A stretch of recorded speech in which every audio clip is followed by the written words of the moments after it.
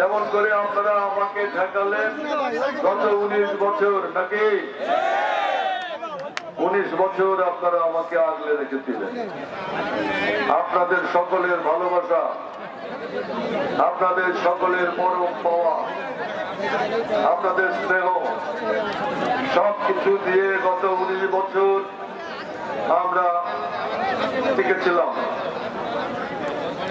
19 বছর পার হয়ে আমরা এখানে এসে দাঁড়ালাম। 2 বছর 1/11 আর 17 বছর হচ্ছে ফ্যাসিবাদী শেখ হাসিনা। আজ থেকে 19 বছর আগে আমরা আমাদের ক্ষমতা হারিয়েছি। তারপর থেকে এই ক্ষমতায় চেপে বসে আছে এক দানব। আজকে 19 বছর পর এইখানে আপনাদের সামনে হাজির হয়েছি। আজকে মহান বিপ্লব ও সংহতি দিবস। যেদিন সিপাহী বিদ্রোহ হয়েছিল, সিপাহী এবং জনতা বিদ্রোহ করে আমাদের নেতা এই বাংলাদেশের হাটে মাঠে ঘাটে যে মানুষ ঘুরে বেরিয়েছেন, সেই নেতা শহীদ রাষ্ট্রপতি জিয়াউর রহমান, তাকে যখন বন্দী করা হয়েছিল, লাখো মানুষ আর লাখো সিপাহীরা মিলে সেই দিন সিপাহী আর জনতা একসঙ্গে মিলেমিশে একাকার হয়ে গিয়েছিল ঢাকার রাজপথ। সেই দিন সিপাহী আর জনতা মিলে আমাদের নেতা শহীদ প্রেসিডেন্ট জিয়াউর রহমানকে সেই দিন সেই বন্দী দশা থেকে মুক্ত করেছিলেন।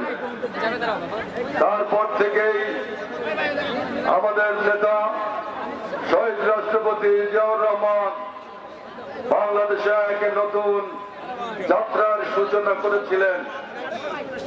আপনারা জানেন, দীর্ঘদিন 1972 সাল থেকে 1975 সাল পর্যন্ত বাংলাদেশে কারো রাজনীতি করার অধিকার ছিল না। কেউ রাজনীতি করতে পারত না। এক দলীয় শাসন ছিল, তার নাম ছিল বাদশাহ। আপনারা জানেন, কোন সাংবাদিক খবরের কাগজে লিখতে পারত না। আজকে আমার সামনে যত সাংবাদিক ছবি তুলছেন, লিখছেন, ওই সময় কারো লিখবার বা ছবি তুলবার অধিকার ছিল না। আমার শ্রমিকদের ট্রেড ইউনিয়ন করার অধিকার ছিল না।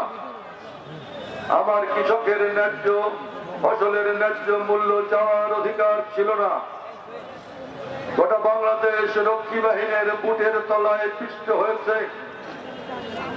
আমাদের বহু বন্ধুরা রক্ষী বাহিনীর হাতে নিহত হয়েছেন। তারা এই পৃথিবীর শস্য শ্যামল প্রান্তর থেকে, এই পৃথিবী থেকে চিরতরে হারিয়ে গেছেন। বন্ধুরা আমার, শহীদ প্রেসিডেন্ট জিয়াউর রহমান 7ই নভেম্বরের এই দিনে ক্ষমতায় এসে আবারও বাংলাদেশের সবুজ প্রান্তরের সমস্ত মানুষকে রাজনীতির অধিকার ফিরিয়ে দিলেন। তিনি বহুদলীয় গণতান্ত্রিক অধিকার আমাদের ফিরিয়ে দিয়েছিলেন। আবারও লিখবার অধিকার দিলেন, আবার কথা বলবার অধিকার দিলেন। শহীদ প্রেসিডেন্ট জিয়াউর রহমান সেই দিন বাংলাদেশের হাল ধরেছিলেন। আজকে সেই দিনটিকে স্মরণ করে আমরা এখানে উপস্থিত হয়েছি। আমি আজকে আমরা সকলেই আল্লাহর দরবারে আমরা এই কামনা করি, এই প্রার্থনা করি, হে আল্লাহ, আমাদের এই প্রিয় নেতা শহীদ প্রেসিডেন্ট জিয়াউর রহমানকে তুমি সর্বশ্রেষ্ঠ বেহেশত দান করো। বন্ধুরা আমার, আমি তাকে স্মরণ করি, বাংলাদেশের রাখাল রাজা, যিনি এই রাজবাড়িতে পায়ে হেঁটে এসেছেন। সেই মানুষটির মৃত্যু হবার পর আপনারা জানেন, বাংলাদেশের গণতন্ত্র যখন বিপন্ন, বাংলাদেশের মানুষের যখন গণতন্ত্র ছিল না, একটা শঙ্কা ভয় একটা বেদনার একটা দেশে পরিণত হয়েছিল এই বাংলাদেশ। তখন বাংলাদেশের গণতন্ত্রের হাল ধরেছেন আর একজন মহিয়সী নারী, তার নাম, জোরে বলেন তার নাম, আরো জোরে বলেন তার নাম, বেগম খালেদা জিয়া। আমাদের মমতাময়ী নেত্রী বাংলাদেশের 18 কোটি মানুষের মুক্তির সোপান, বাংলাদেশের 18 কোটি মানুষের মুক্তির জাল যিনি বুনেছেন, বাংলাদেশের 18 কোটি মানুষের মুক্তির জন্য যিনি দিন রাত পরিশ্রম করেছেন, সেই বেগম খালেদা জিয়া আজকে অসুস্থ। সেই বেগম খালেদা জিয়াকে মিথ্যে মিথ্যে মামলা দিয়ে কারাগারে রাখা হয়েছে। সেই বেগম খালেদা জিয়াকে একটা মিথ্যা মামলায় সাজা দিয়ে ফ্যাসিবাদী শেখ হাসিনা তাকে কারাগারে রেখেছে। আপনারা জানেন সেই শেখ হাসিনার তাণ্ডবের কারণে আমাদের দেশ নেত্রী বেগম খালেদা জিয়া অসুস্থ হয়ে হাসপাতালে ভর্তি হয়েছেন। বন্ধুরা আমার, আমি সেই নেত্রীকে স্মরণ করি। আমাদের নেত্রী যখন কারাগারে, সেই নেত্রী যখন অসুস্থ, আমি আরো একজনের নাম আজকে উচ্চারণ করতে চাই আপনাদের সঙ্গে। 7 সমুদ্র 13 নদীর ওপারে যিনি বসে আছেন, 1/11 পর নিষ্ঠুর জাতাকলে নির্যাতনে যিনি আহত হয়ে 7 সমুদ্র 13 নদীর ওপার লন্ডন শহরে চিকিৎসার জন্য গেছেন। 17 বছরে শেখ হাসিনা সেই মানুষটিকে বাংলাদেশে ফিরতে দেয়নি। এই 17 বছরে শেখ হাসিনা তার বিরুদ্ধে মিথ্যা মামলা দিয়েছে, তার বিরুদ্ধে মিথ্যে মামলা দিয়ে তাকে কারাগারে চিরদিনের জন্য আটক রাখার জন্য ষড়যন্ত্র করেছে।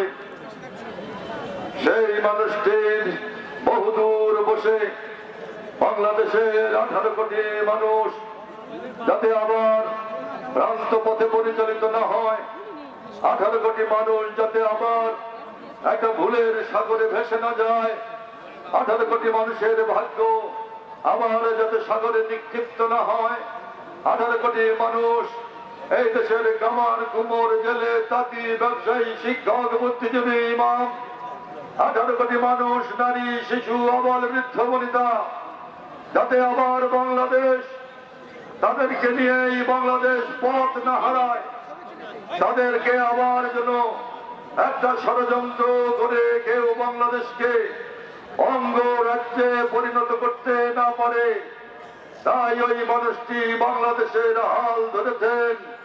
বহুদূর থেকে সেই মানুষটি আমার আপনার মনের অনুভব বুঝেছেন এবং বাংলাদেশকে নেতৃত্ব দিয়ে, জাতীয়তাবাদী শক্তিকে নেতৃত্ব দিয়ে আজকে বাংলাদেশকে এক নতুন সম্ভাবনার একটা জায়গায় নিয়ে এসেছেন। সেই মানুষটিকে আরো যারা বলেন কে, আরো যারা বলতে হবে কে, তারেক রহমান। বন্ধুরা আমার, আমরা লড়াই করেছি শেখ হাসিনার বিরুদ্ধে 17 বছর। এই লড়াই করতে গিয়ে আমাদের বহু মানুষ শহীদ হয়েছেন। এই লড়াই করতে গিয়ে আমাদের বহু মানুষকে গুম করা হয়েছে, হত্যা করা হয়েছে। আজও বহু মানুষ ঘরে ফিরে আসে নাই, গুম হয়েছে। আমরা 17 বছর লড়াই করেছি। আমাদের বহু নেতা কর্মীকে মিথ্যে মামলায় গ্রেফতার করা হয়েছে। আমাদের বহু নেতা কর্মীকে মিথ্যে মামলায় আটক রাখা হয়েছে।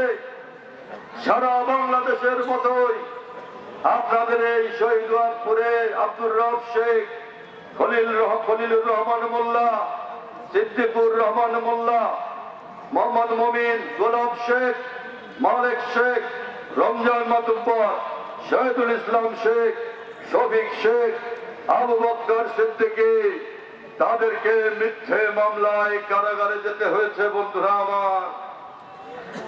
আমার, এই এলাকায় আপনারা জানেন নানা ষড়যন্ত্রে এইখানে খানখানাপুরের রকিকে হত্যা করা হয়েছে, দুর্বৃত্তরা তাকে হত্যা করেছে। আপনারা জানেন সেই রকি হত্যার মামলার এখনো বিচার হয়নি। আমি শুনেছি এখনো দুর্বৃত্তরা আস্ফালন দেখায়, কেউ কেউ দুর্বৃত্তকে লালন করে পালন করে। 17 বছর আমি বড় শান্ত নীরব ছিলাম। আমি ধৈর্যের সঙ্গে সহিষ্ণুতার সঙ্গে সকলকে নিয়ে এলাকায় রাজনীতি করতে চেয়েছি, কিন্তু সন্ত্রাস করতে যারা চান তাদেরকে আমি স্পষ্ট করে বলে কান খুলে শুনে রাখো, বহু সন্ত্রাসীকে মোকাবেলা করে বহু কিছু দেখে আমরা আমাদের আজকের এই জীবনে এখানে এসে দাঁড়িয়েছি। কোন সন্ত্রাসীকে আমরা কখনো ক্ষমা করি নাই, ক্ষমা করব না। কোন চাঁদাবাজকে আমরা ক্ষমা করি নাই, আমরা ক্ষমা করব না। এই এলাকা ওবায়দুল্লাহ মিয়ার এলাকা। এইখানে আপনারা জানেন আজকে মনে পড়ে তার কথা, ওবায়দুল্লাহ মিয়ার কথা। আমার চাচা যিনি একসময় এই এলাকার চেয়ারম্যান ছিলেন, তিনি আমাদের ছেড়ে চলে গেছেন। তার অপার স্নেহে আমরা এইখানে রাজনীতি করেছি। আমাদের ছেড়ে চলে গেছেন সাহেব আলী শেখ, আব্দুল মজিদ শেখ, খলিল দেওয়ান, আমজাদ হোসেন, বারেক খন্দকার, আবুল বাশার মিয়া, মামুনি মাতুব্বর, আব্দুল গনিম শেখ, মৃত ওহাব মোল্লা, মালিক মেম্বার, ফজলুল হক মোল্লা, সিদ্দিকুর রহমান।